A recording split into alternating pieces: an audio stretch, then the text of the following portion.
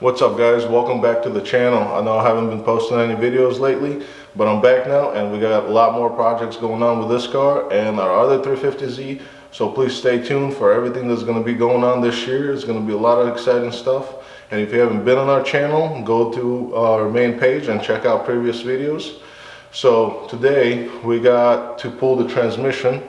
I have a CD009 installed and we have a crack in it. So I need to pull it off, and I will explain later to what happened to the transmission and why it's cracked. So right now we're gonna head down to Jake's shop, get this car on the lift, and I'll explain exactly what happened to the car. All right guys, we're at Jake's house now. The car is on the lift as you see it. So the transmission's gotta come out. It's got a crack in it. As soon as I put it up on the lift, I'll show you where it's at and I'll tell you how it happened. But there's a little backstory behind this.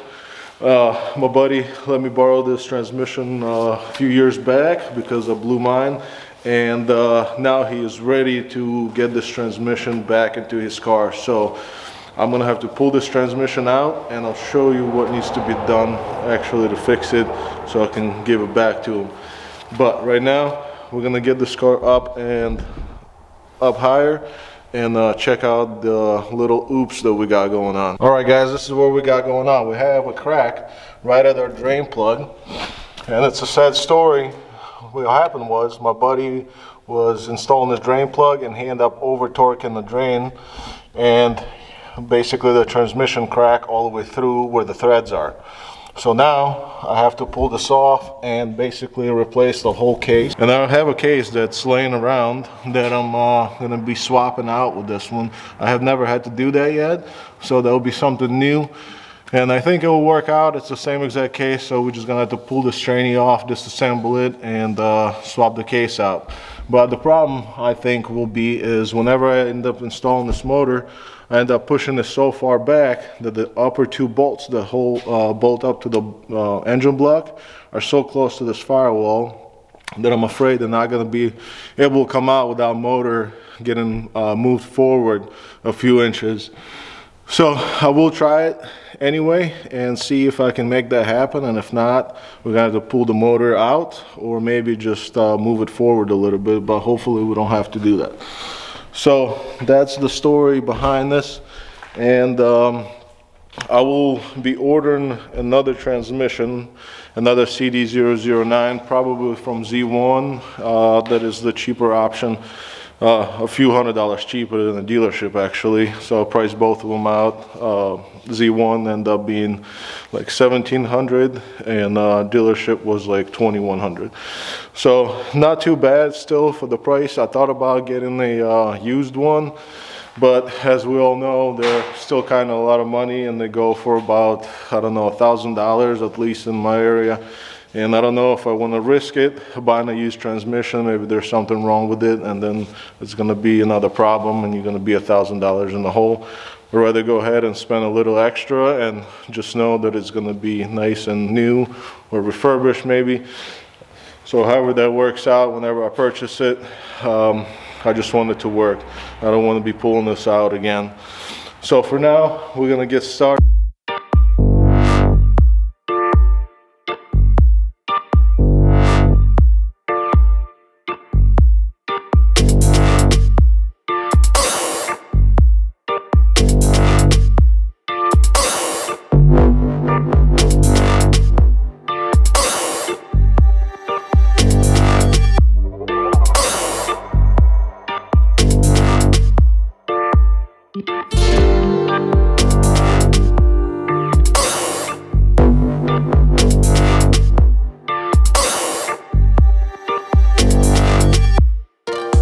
Alright guys, as predicted earlier, we barely have any room. I was able to get the bolts out, but the trainee tunnel, the transmission is hitting the firewall right up there.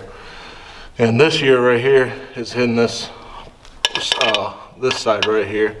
So what we're trying to do right now is kind of rotate the bell housing in the tunnel and trying to pull this back. But this is something, if you guys are doing it, definitely massage your tunnel so you don't have to have issues like that, because Originally, when I did put this in, I knew it was going to be a problem if I end up pulling the transmission separately from the engine. And if you do put it as close as I did, definitely massage your tunnel so you have plenty of clearance when you have to pull your tranny out, and you don't have to be struggling like I am right now trying to get this thing out.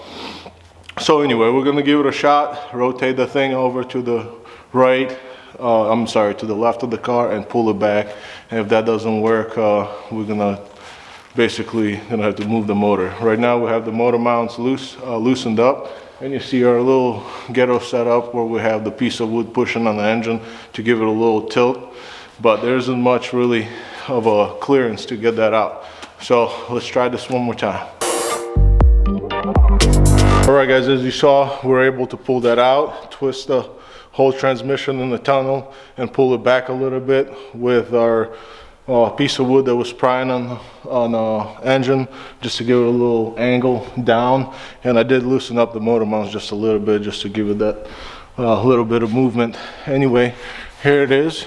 Here's what it looks like. I do have the ACT clutch installed in here, and this is the stage 4 clutch from Collins. This is the one they offer with a swap kit, and here's the adapter plate. So then it doesn't look bad, everything looks all right, but my throwout bearing looks kind of toasted in here. It doesn't listen to it, doesn't sound too healthy. And this is the one that came with Collins, so this is going to need to be replaced with a new transmission. So now we're going to figure out how to split this case. It looks like there's only a few bolts that go all the way around right over here that need to be taken out, and then we'll go from there on what else needs to be removed to get this case separated. And I was able to pop my JB weld. I got it chipped, and then I got it nice and hot, and I was able to take the plug out so we can drain the transmission fluid. So all that worked out, it wasn't too bad. And just for the future, whoever's going to do this, go ahead and shave your tranny down right here, because this is going to be hitting your tunnel one way or another. It doesn't even matter how far you put in your transmission or how far you place in your motor. So that needs to be shaved down, and this is the area, where it was hitting. You can see some of the scratches is just we just did. So basically, if you are doing this, the left side of the car, I would definitely go ahead and cold work this in so you don't have this issue, and you can go ahead and pull your motor, your transmission freely. All right guys, let's set this transmission over here on the table, and let's figure out how to take it apart.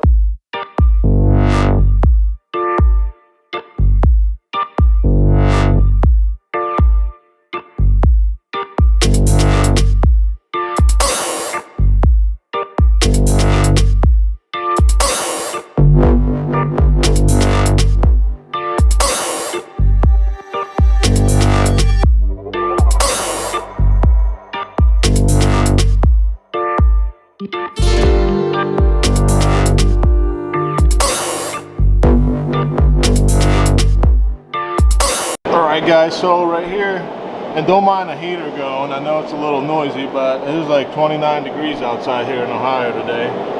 So right here, you basically got to take this case cover off, which has, I don't know how many, they're all 12mm bolts, so you basically pop them all off. And then right around this big bearing, there's a snap ring that sits, so this has to come off. And then this 10mm nut that's sitting on the stud right at the bottom, that's basically the last thing that's going to be holding this case to the back of the transmission. So right here we pulled all the bolts that look like they hold the case, and you can see them, they're pretty long. They're also 12mm, and there's several of those guys. And there they are, and they're all the same length, so don't be afraid if you don't know which one goes where. They all go the same spot, and so are these. These guys are also all the same length, and there's 1, 2, 3, 4, 5, 6, 7, 8, 9, 10, 11, so 12 bolts here, and then 1, 2, 3, 4, 5, 6, 7, 8, 9, 10 of these. So what we're going to do now is get the ring off, and then loosen up that, remove that nut, and see how easy this is going to split.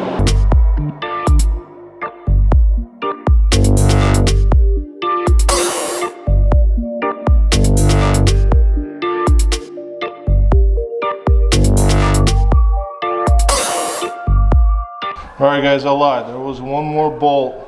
Actually, if you remove this top cover, there's a bolt right over here. I'm going to try to focus that up. Do you see that hole?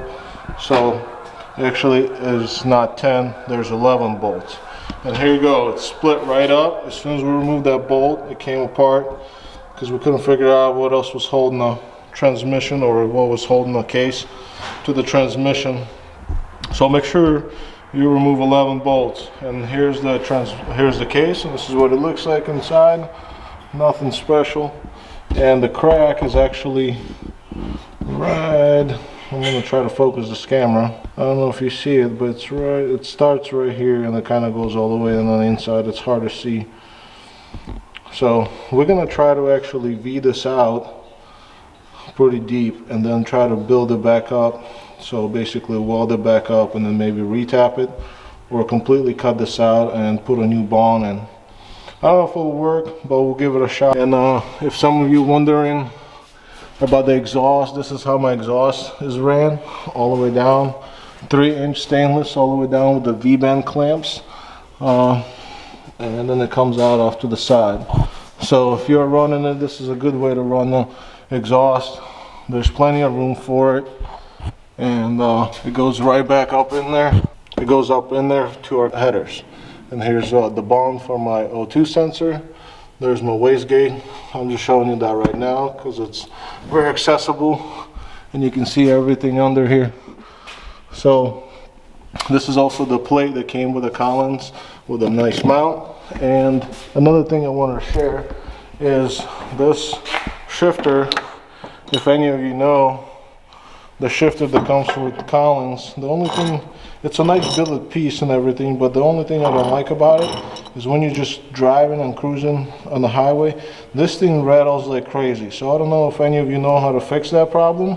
I'm going to try to figure that out. If somebody already fixed that, comment down below and let me know how you did that, because this is something I'm going to have to figure out before I put it in with my new transmission. Another thing I want to share is the drive shaft that I end up using. So this is the OEM drive shaft that I used for my stock setup. All I did, I ended up sending this thing out to get it shortened.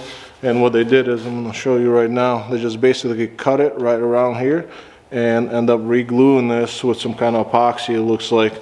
And it's still holding up pretty good. So this whole thing cost about $120.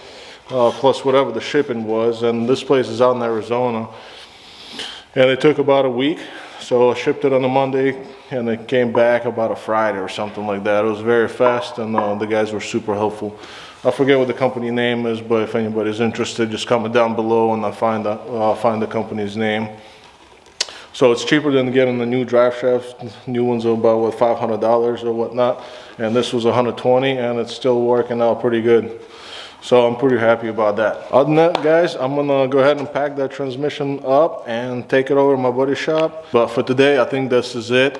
The car's just gonna be sitting here until we get a new transmission, but there's plenty other things I wanna fix and redo and modify before the spring is here. As you know, we live in Ohio, it's pretty cold. Can't drive the car right now. Snow, salt all over the place. But thank you guys for watching. Please don't forget, subscribe, like, comment down below, and I'll see you in the next one.